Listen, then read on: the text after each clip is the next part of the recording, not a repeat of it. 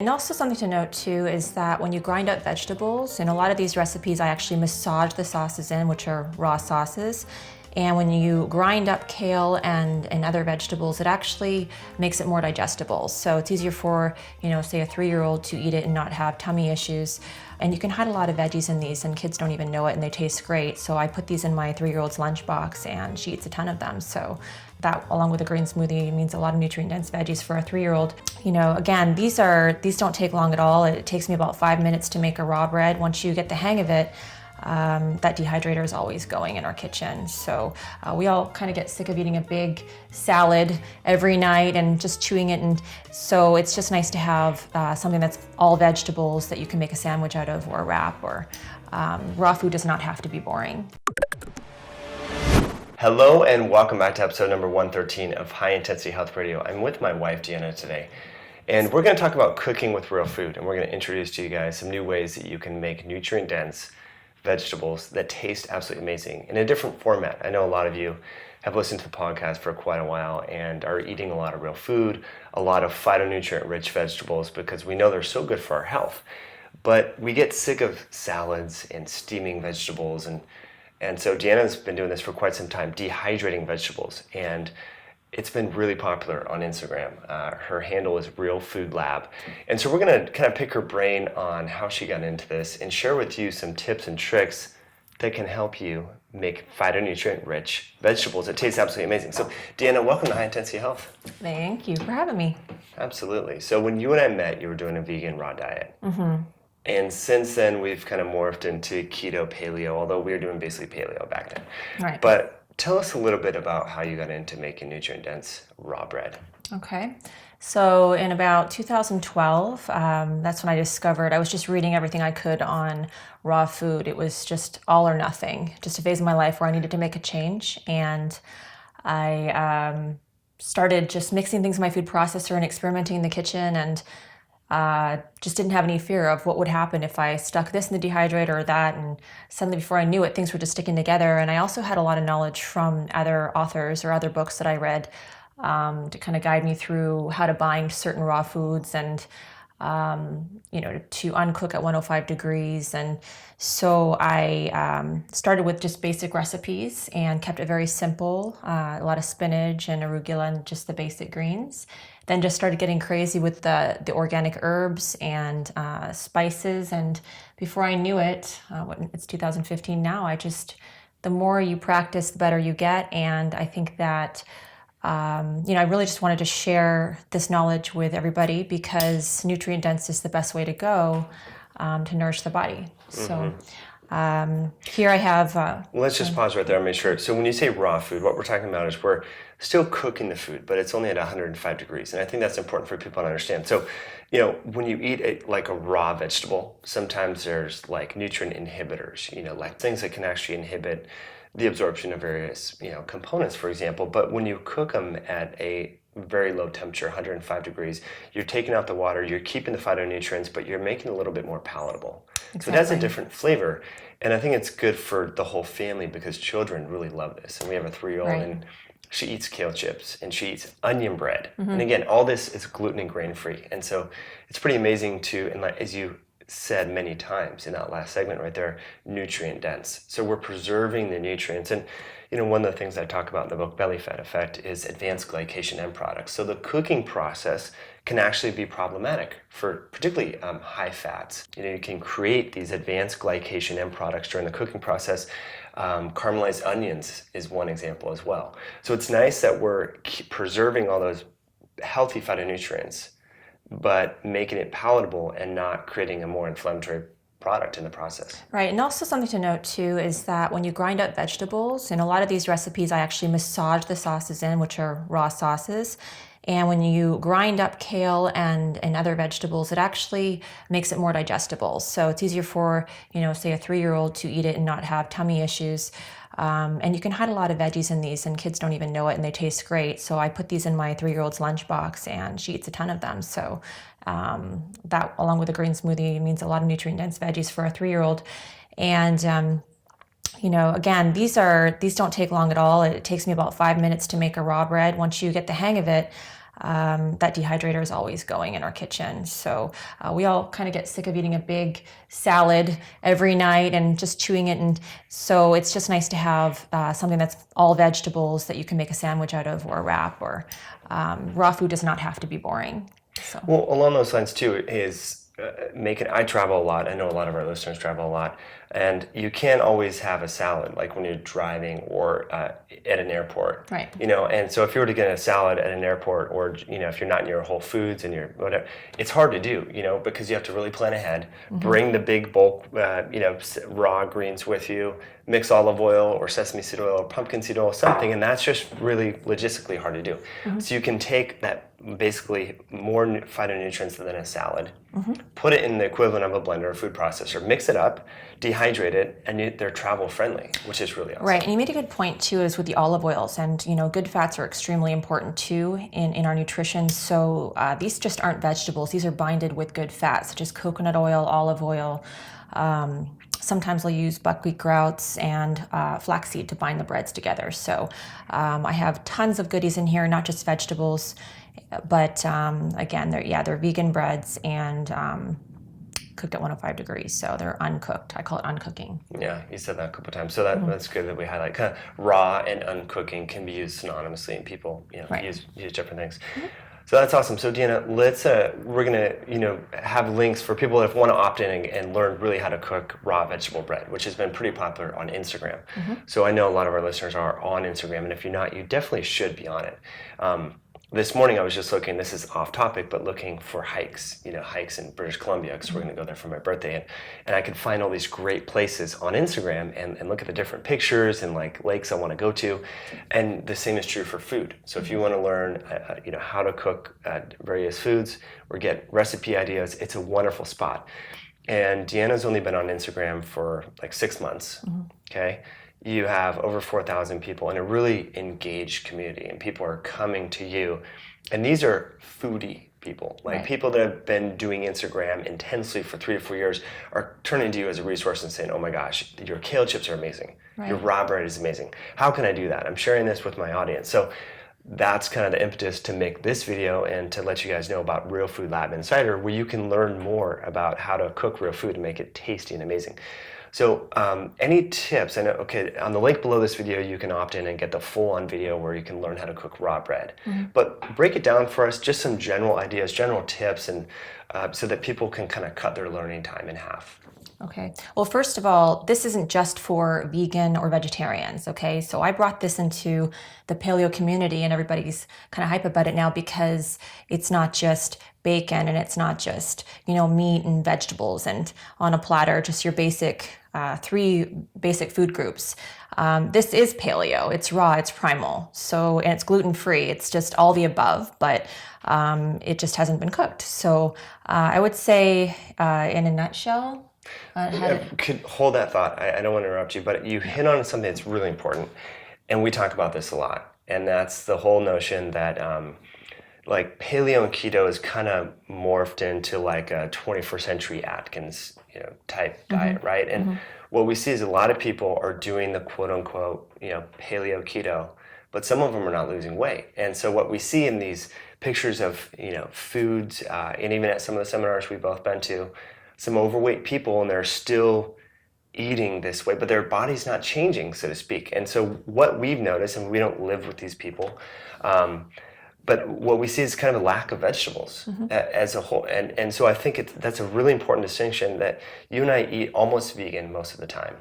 And we don't ascribe to identify as vegans. We really do have grass-fed animal protein, but our diet is like 80% vegetables. We eat a ton of vegetables. Yeah. So that's really, really important. If your body is not where you want it to be, if your blood sugar regulation, maybe you're insulin resistant or you're inflamed.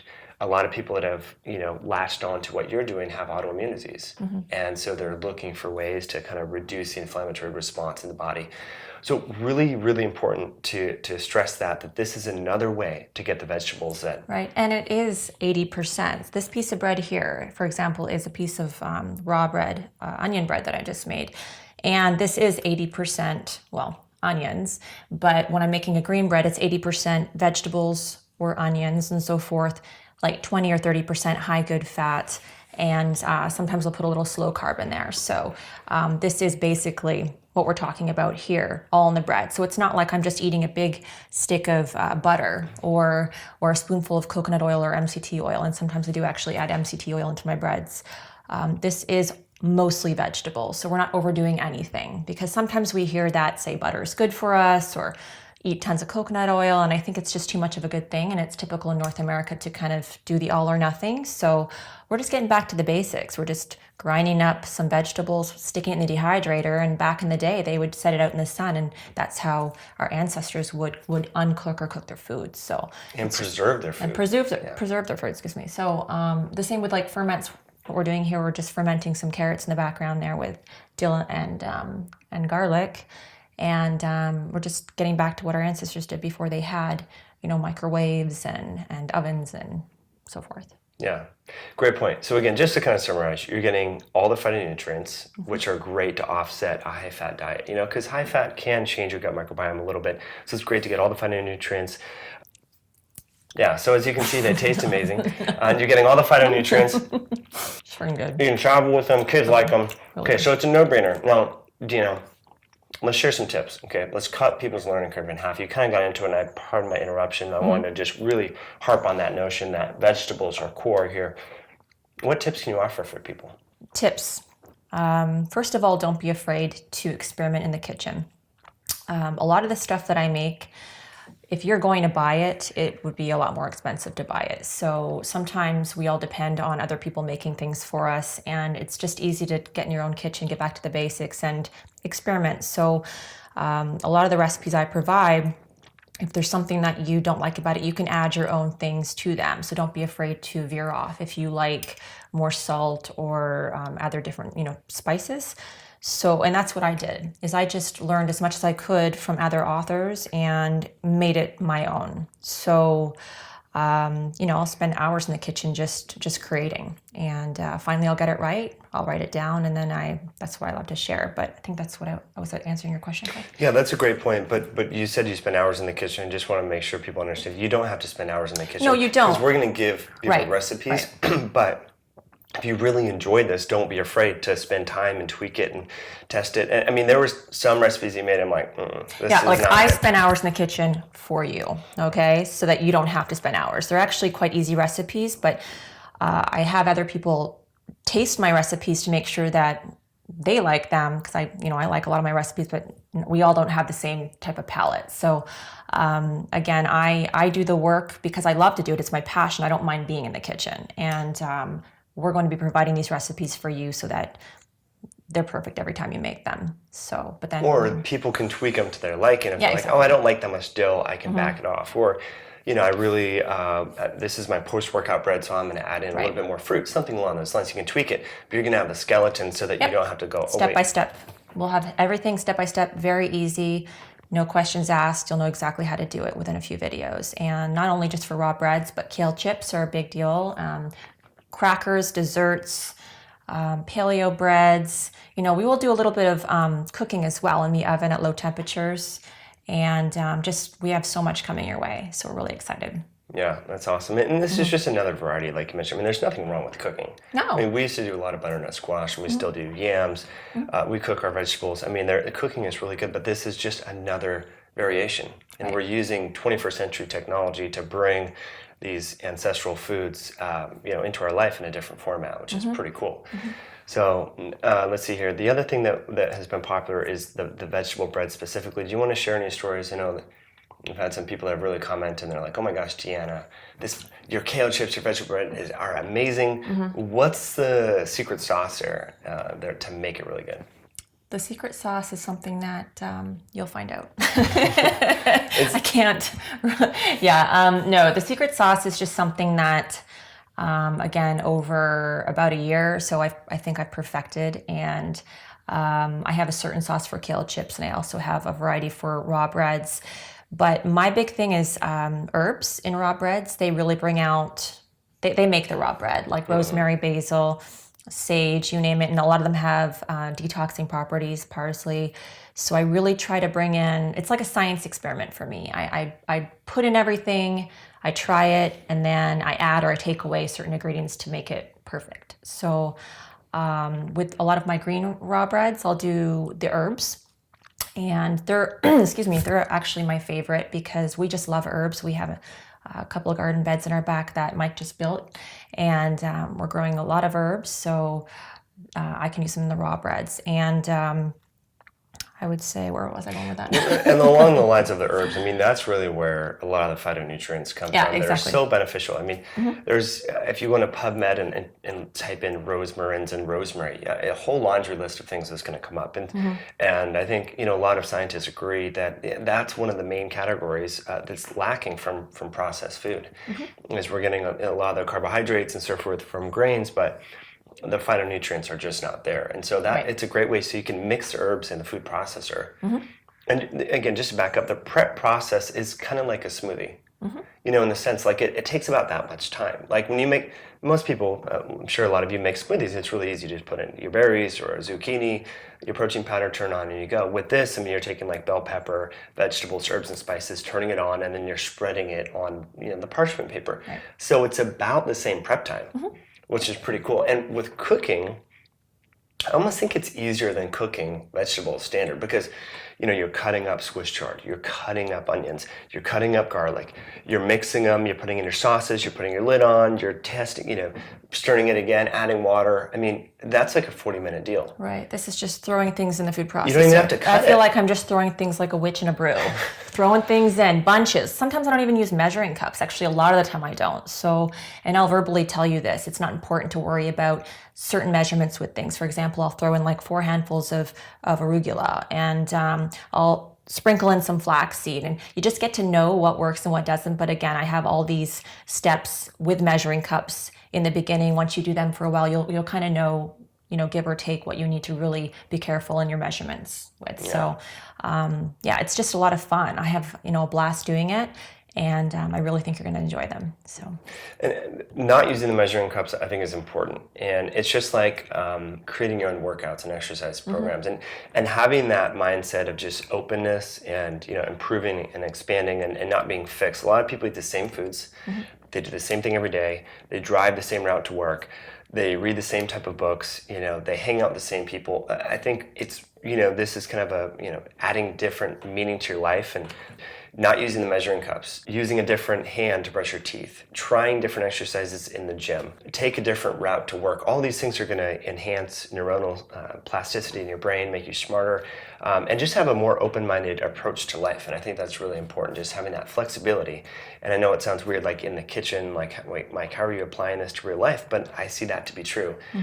People that are really like, 1 tablespoon, and they only put that in. If you put a little more, they get all freaked out. They're really rigid. This is stress-free. This is stress-free. And actually, one of my recipes that I have, it's such a fun one, because we all go to the farmer's market once in a while, or when we do, those of us who do, end up looking at our fridge and seeing these vegetables all going bad. So I do have one recipe where you basically take everything in the kitchen sink and stick it in the food processor, and it's a wonderful bread. So it's a way to just kind of use the extra stuff that's in your fridge or on your countertop and grind it all up and not put it to waste. Stick it into your dehydrator and have a wonderful, tasty bread. So I do have that one. So what's cool about that one is you can take a salad, like arugula salad, and actually cut it up, and they're almost like croutons. So you're getting like a double whammy. So you're getting the raw salad and the dehydrated vegetables, all the good fats. And so it's just a great way. Again, I don't know the number. I think it's the standard American eats like only 26 different foods in a year. So this is a great way to throw in all these different foods. I mean, you mentioned arugula, mustard greens, spinach, Swiss chard. We do kale all the time. So you're getting all these different vegetables. And again, it's like the ease of the smoothie, which I think is the big thing, because, when I meet with clients about nutrition, the biggest roadblock to, eating better is time. I don't have enough time. And I think we can all make time, but that's a big, I mean, when I get busy with life and work and kids, and it becomes a challenge cooking sometimes. And so this is nice, just pull it out of the fridge. You're like, man, at least you're getting your good vegetables in. Right. And, we're also going to educate you on how to eat seasonal. So we're really trying to do, a lot of this is a learning process for us too. So our biggest thing lately is just supporting local farmers. And of course, we now have our own garden, and we're going to teach you how to eat seasonal, which is really important, especially when it comes to nourishing your body. So. Yeah, really great point. So for more information or to actually get the video and the cheat sheet on to make raw vegetable bread, please click the link below, or if you go to highintensityhealth.com/realfoodlab, you can learn more about our new program called Real Food Lab Insider, which is a private community where you can get detailed access to daily recipes and videos weekly, like this, with a little bit more depth on various specific real food recipes. So thanks again for tuning in and supporting the podcast. If you have any comments, I would love to hear from you on the comment bar below. And Deanna, thanks for coming on the show. Absolutely.